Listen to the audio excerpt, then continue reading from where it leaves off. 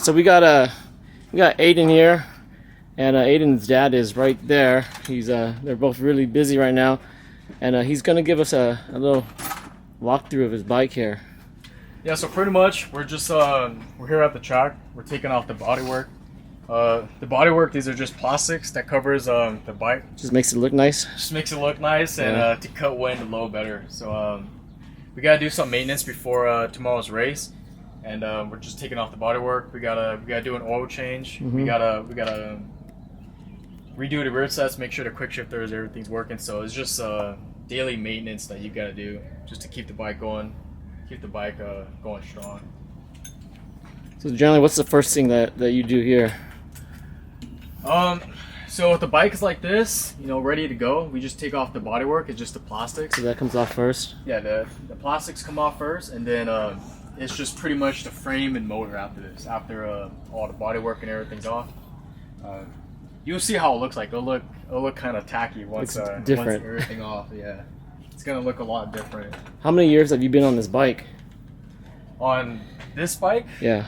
This is my second year on this bike, but on the Ninja 400, I've been on this bike for 3 years now. 2 years. So pretty much everything inside and out. We have a great team, so we pretty much know every little detail about these bikes, every bolt on these bikes. So it's a motorcycle. There's not really much to it, if you really think about it. It's a very small machine, and it doesn't take much to keep it going. Yeah. So how do you typically start with your bike? You buy one and then you just keep modding it to the way you like it? Each organization is different in their ways. So depending on where you race and who you race with, your bike build is going to be different. So here we are at AFM. So what's AFM stand for? American Federation of Motorcyclists. So this is the most common organization here in California. It's one of the most popular ones. Their rules and regulations with the Ninja 400s is pretty much everything has to be stock. And that goes a long way when I say stock. It's not completely stock, but you can't do anything done to the motor wise. You can't open up the motor. You can't turn it into a super bike. So pretty much the only thing you can really do here is exhaust, and if you want to tune the bike, dyno it, stuff like that. So pretty much the motor is stock. So for us numbnuts that don't know anything about bikes like me, then what does it mean when you say like tune it and dyno? So every bike, every car, every machine with a motor is gonna have is gonna be tuned differently from the factory and when you race it. So for racers, we want the most power we can get out of our bikes without having to open up the motor and turn it into a super bike. We change the heads, and you open it up and you start doing a lot of engine work in it. You start polishing the headers and stuff like that to get more airflow, to get more power. But here at this organization, we can't do that. So like I mentioned earlier, depending on where we are and who we're racing with, all the rules and all the regulations are different. So that's something that us racers, we got to keep up on and make sure we're following the rules. And so when you say super bike, is that just is there a certain definition of a super bike, or is it just a loose term for like a heavily modified bike? It goes both ways, but the definition of super bike for us racers is when the engine is actually open. So my bike right now is just the full system Graves exhaust on this side, and it's just a flashed ECU. That's it. So that's considered stock. So flash ECU. You got be careful. I really literally know nothing, Aden. No, so every car, every motorcycle, the ECU is the computer of the machine. Correct. Yeah. So when I say we flash it, that's pretty much we're tuning the motorcycle. So when we throw this exhaust on, there might be say air leaks, or it might be running rich. So that ECU is going to tell the machine, the motorcycle, to run this way or to run this way accordingly of where you are. So you get the most power out of your machine.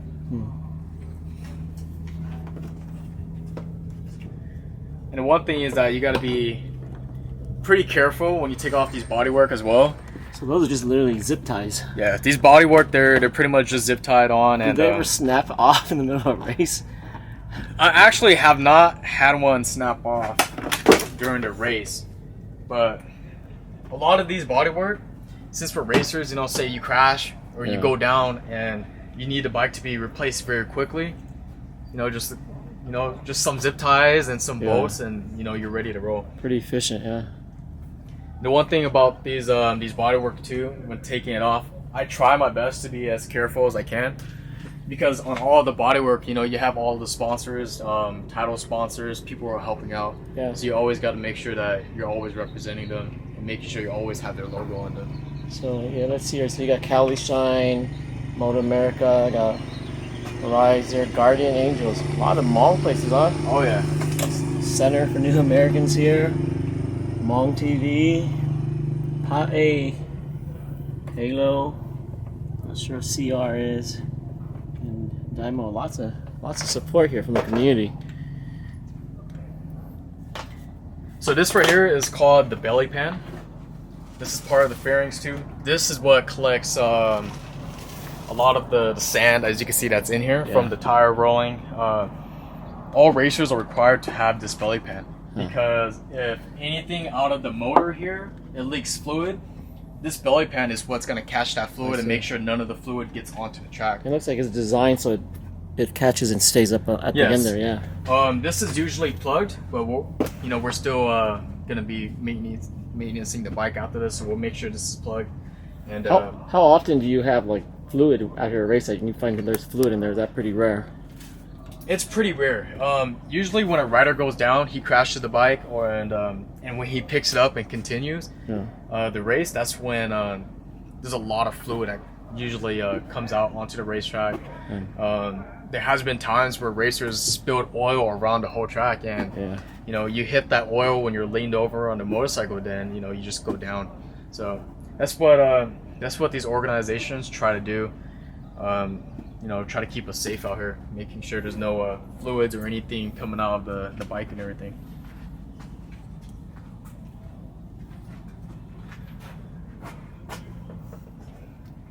And you can kind of see how the motorcycle is now. It's pretty much just a lot of wires. You got the frame and you got the motor, and that's pretty much about it. Yeah. Radiator in the front, yeah.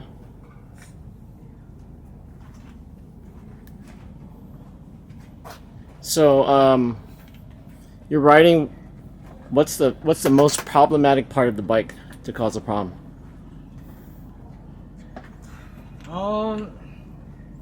That's a good question. That's a good question. Can you speak more of that? So, like, if you're riding, what's the first thing that's going to cause you an issue on the bike? Is there one part of the bike that's more fragile than anywhere else? I wouldn't say so, because these bikes, they're practically bulletproof unless you crash.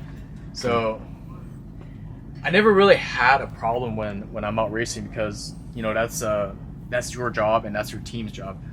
Every time your team sends you out on that bike, they're gonna make sure that the bike that you're racing on, that you're riding on, is the best bike out there, the best bike on the grid. My team that I have, that I work with MotoAmerica and out there in Thailand, they do an amazing job. They take care of the bike, while I'm out there relaxing, cooling off, getting ready for my races. And they're the one that takes care of all of the body work, all the maintenance, making sure everything in the bike's running right. So you ride this bike pretty much all the time. I'm pretty sure you're completely dialed in with it. If you rode someone's bike, could you pretty much say, okay, this is definitely different on the bike particularly? So every racer, their bike is gonna be tuned to that rider. Yeah. So if you were to take another rider, for an example, and told them to ride this bike and race it, they might not be comfortable riding my bike. And same way as if someone told me to ride their bike and I rode it, I might not be comfortable with theirs. I'll get more into that in just a second. The way we build our bikes is to our comfort. So like, say for here an example, my brake lever, right? I like my brake lever the way it is, and I like how when I pull it in, it has that nice crisp pull right here. Some riders, they might like their brake lever to be in a little bit more, you know. We have these adjustments right here where it's going to be in a little bit more. I like mine's out just a little bit. Clutch lever, people have, you know, their preferred brake lever. I like this one because it fits my hand better. I like the feel of it when I grab it. And I have this seat right here. This seat, it has risers, so it's a little higher than a lot of other racers' seat. Whereas others are a little deeper. Yeah, a lot of other racers, their seat's probably about right here. And I like having a higher seat, so I'm up on the bike a little bit more. It's just... In terms of when you're riding, what does that do in terms of... Does it change how you lean in? It's more personal preference. Yeah. I would say it is. Pretty much everything on the bike, and we're not even talking about suspension yet. But rear sets. You know, our rear sets, we have at a certain height for our feet, because when we actually sit on the bike, some people, they like you know, their rear sets right here to be higher, so their legs are higher up on the tank. I have it the way it is right now because it just fits me the way it is, and I feel more comfortable like this. Some people like it higher, some people like lower. Bars right here. Some people like these handlebars that we hold on to out, in. I like it the way it is right now. Like I said earlier about the brake lever, clutch lever. Some people like these out here a little bit more, so you can feel the clutch lever a little bit more. Everything just really comes down to personal preference. I mean, these are just basically Allen wrenches. Yes. So when you were like in Thailand, you pretty much just adjusted it to your liking pretty easily. Yeah. Like I said, my team here, they did help me out a lot, and in Thailand as well, because when I got to Thailand, I was on a completely new bike. The bike I was racing in Thailand was not this bike. When I got there, they had a bike for me, and I just had to get used to what they had. And you know, we're all racers. Our communication, you know, they're all very good. And you know, when I get there and when I actually start riding the bike, that's when I could tell them to make adjustments to the bike, and you know, just pretty much make my bike feel, the bike out there feel like the bike back at home. So this is obviously, so it's a Ninja. What did you ride in Thailand? It was the same bike, Ninja. Okay, Ninja also. So the same bike as right here. So when we see when you race your race on Sunday, it's going to be pretty much all Ninja 400s out there then. Yes, a few R3s, but you know, a good percent of them is going to be the Ninja 400s. Okay, cool. So more or less, so when you went to Thailand, pretty much the same bike, just a different bike. Interesting. Yeah, same bike, but different bike. Yeah. Okay, I see. Not this exact bike, but. How much do you love this bike? I love it. This is my baby. You know, Yeah. Us racers, we try to keep a relationship with your bike. Yeah. We believe that, you know, if we take care of our bike and we maintenance our bike, then it's gonna take care of us too. There's a lot of racers out there that don't take care of their bike, and you know, their bike just never performs. If you don't keep up with your daily maintenance that you got to do to keep your bike running strong, then you're going to be down a few horsepower. Your bike's not going to be running right. Same thing like a car. You know, if you never oil change your car, you never take care of your car, then your car is, you know, one day it will stop running. You know? So you would rather maintain it and keep this bike rather than get a new bike every couple of months, and so you pretty much get this bike tuned into you pretty well. Yes.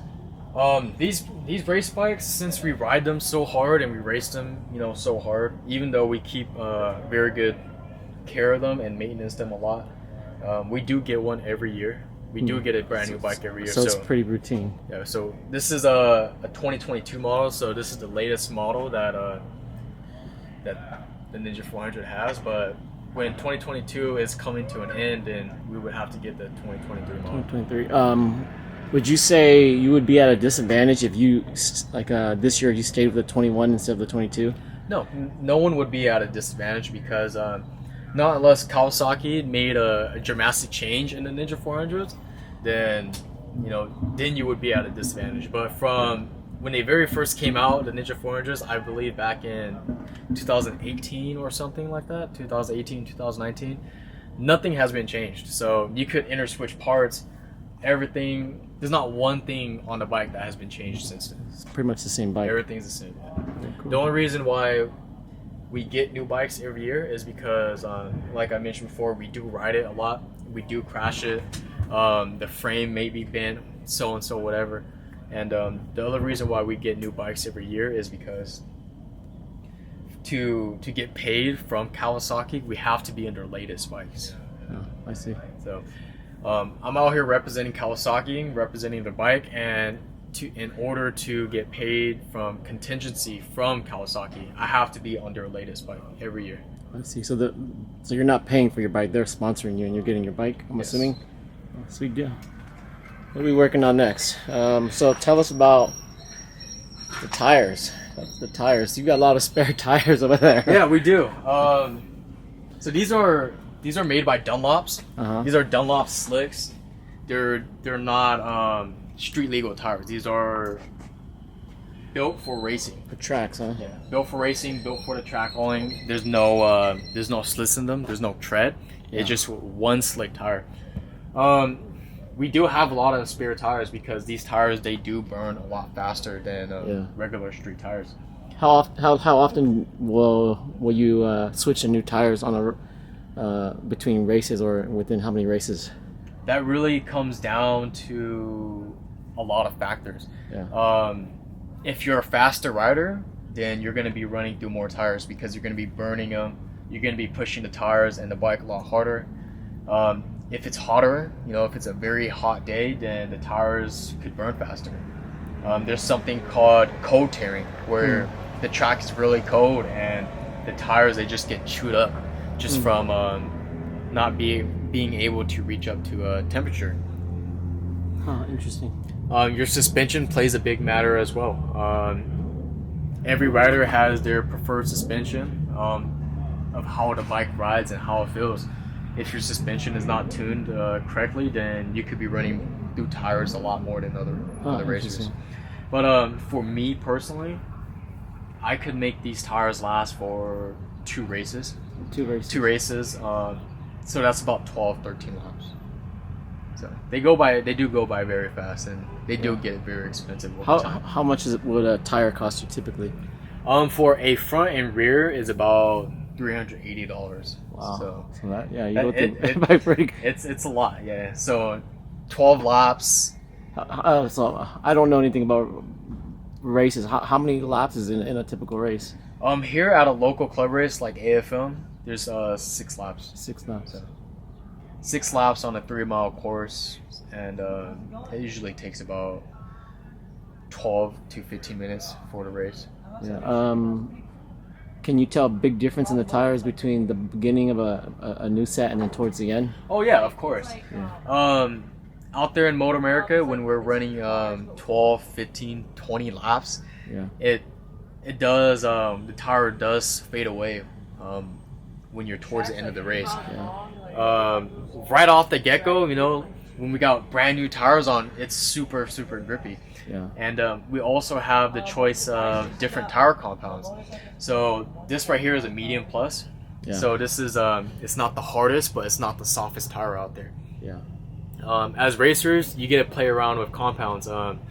If you want a super soft tire, that softer tire is going to give you more traction, but it's also going to get chewed up a lot faster. Yeah. You could choose a harder compound, which is not going to give you as much grip as the softer compound, but it's gonna last a lot longer. We choose different tires depending on where we are. If I have a race that is 18, 20 laps, we're gonna go with the harder compound because that harder compound is gonna last the whole race. Yeah. The softer compound may be good for 6, 10 laps, but it might not last the whole race. So you really gotta pick and choose, and that's how racing is. There's a lot of stuff in racing where you really got to be careful what you go with. So later we're going to do a little tour of the track here. The track's just right behind us, And it's from what you said, it's a 3-mile track. Yes, this is a 3-mile track. Okay, good deal. And we'll kind of walk through. The track is what they call. You said there was code track. Can you explain what a code track is? So, hot track means that there's bikes on a track, you know, racing, riding, practicing, whatever. When they say it's a cold track, the cold track means that we are now allowed to get back on the track, to walk it, to ride bikes on it, to look at it, so on. So cold track pretty much means that it's pretty much the end of the day. No more bikes on the track. Okay, so right now it's actually code track, and eventually we'll walk it. And then this is it fair to say you're most familiar with this track here? I would say so. We're at Bunt Willow. Yeah. This is my home track. This is the closest track to me. Yeah. So it's about an hour and a half, or a little more than an hour and a half from Fresno. Yes. This is the first track that I ever rode at. So it does hold some memories for me. The first track I ever rode at, you know, it's the closest one to home. I would say I've ridden here the most out of all the other tracks I've been to. I hear you hold a record here. I do, yes. Okay, what's that record? I have the fastest lap record here on the Ninja 400, which is 1:53.9. So Nice. just barely closing in to the 53s. Very good, very good. And what's the fastest time on this track, On the Ninja 400s? or in a bike in general?